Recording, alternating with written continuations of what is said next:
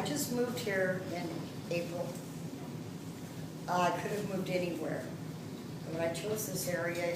I have no children that live in this area, and believe me, I have a lot of them. Something about this place kind of pulled me back. I worked here in this community 17 years ago, and I liked what I saw. When I moved here, I was very lucky to get a place here because you live here and you know you fall in love with it. Yes, you do. Yes, you do, and you never want to leave. Well, I went to meet the town, didn't know my stores, and I was sorry to see a lot of the stores and the businesses that I'd seen here before that were gone. And I was lucky enough to roll into his office, and they said, "Hey, come meet Alan. There's a little thing tonight, come meet him." So I did, and I was impressed by his education. I mean, the man's impressive, you know. But when I left, a young woman came up and she says, "You know, he's never going to say anything about this, but I want you to know." She was somewhere in her 20s, nicely dressed. She said, "I came to this town and I was homeless. And Alan had just finished building some apartments for lower income. But he handed me a key and says, live here rent free, get on your feet, then you can start paying rent." She says, he's not going to say that because he doesn't brag about anything he does. And I'm finding that is so true. And he says, go to college, make something out of your life. And she says, I have. He really encouraged me to do this, never asked me for background. Oh, I'm like, this is not normal. I've never heard of anything like this before. Okay, well, this was, I think, January or February. And since then, I've heard him say things in private that go, wow, that's amazing. He feels this way. He loves his town. And the more I find out about him, and I'm still finding things out, even today, I like the man. And so it's my privilege and honor to introduce you to Alan. I hope you all vote for him because this community only has 22% that vote. That makes us very powerful.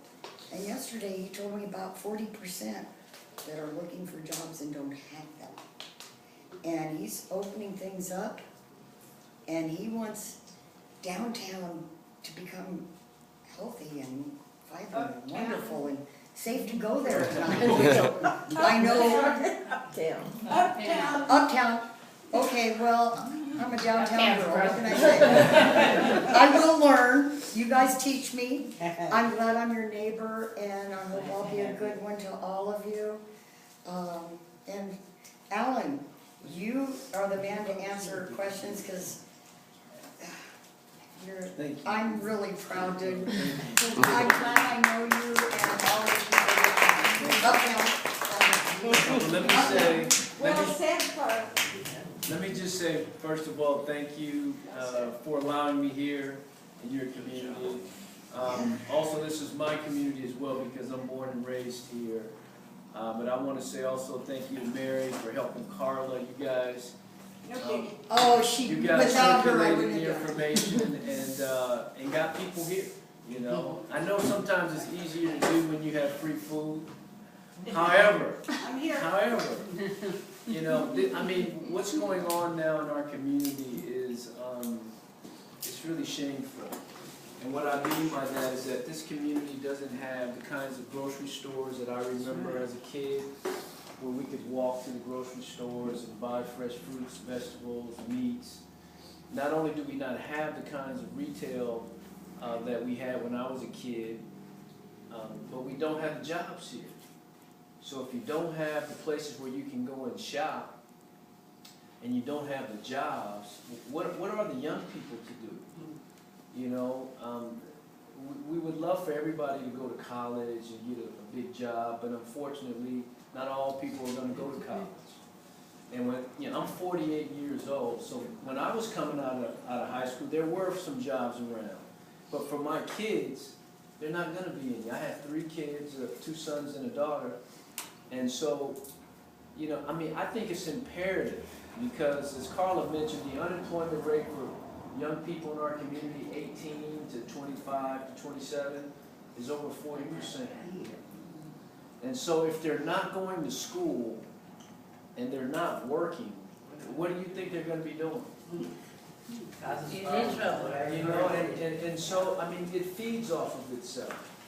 And so we have to do something about it. So I essentially, a number of people in this community asked me to run for city council. I talked with my wife and our kids, and we decided that we would do it because if we didn't, we would have been just like everybody else, just complaining about it and not doing something about it. And so we decided to run for city council, and it is probably the most humbling experience of my life. You know, when people come and support, Carla has been something else. I mean, you guys probably see her driving around the complex and she has my signs on her. I mean, what can you say about something like that? You know, that's completely unexpected. I've never done it before in my life, and never thought I would, until I met Alan. Well, it's amazing. We were coming from church about a month ago, and we stopped at a stop sign, and another woman is going across the street in an electric scooter, and on the back of it, it has an Alan Warren sticker, you know, on it, and it just blew me away. I didn't know her. I don't know that I'd ever met her. And my kids are sitting there, my wife, and they're all pointing and saying, "Look, Dad, look." And so, you know, I think Carla started a fad, you know. But also, you know, Mr. Mahoney, when he came in, he said, "Hey, Alan, you went to Grant. I taught at Grant. I remember Mr. Mahoney." Who? Right there. He taught at Grant. Taught at Grant High School. And so, and what we say about, when you go to Grant, you're a pacer. Yep, for life. And we say we're pacers for life because we're very proudful. It's one of the things in this community that has given us a source of real pride. Even though we the media tends to always point out the negatives, but this community has a lot of positives as well. And, you know, I am a byproduct of a lot of people like you who, my parents' age, who supported me, who would look after me, who, if I got in trouble, would spank me, you know, call my father and my mother and tell them, and when I got home, I got another spanking. So, and that's what, you know, that was the kind of community that I grew up in. I played at Grant. I was a 3-sport athlete. I went to Grant. You went to Grant too? So, another pacer. So, I mean, it means something, but I played football, baseball, and basketball, and then I went to college, and I had a chance to sign a professional baseball contract with the New York Yankees. I moved to Florida, and then New York, and then back to Florida. And then I took a job that sent me back to New York after baseball. And then after that, I came back to Sacramento because I wanted to make a difference. I came back in 1990.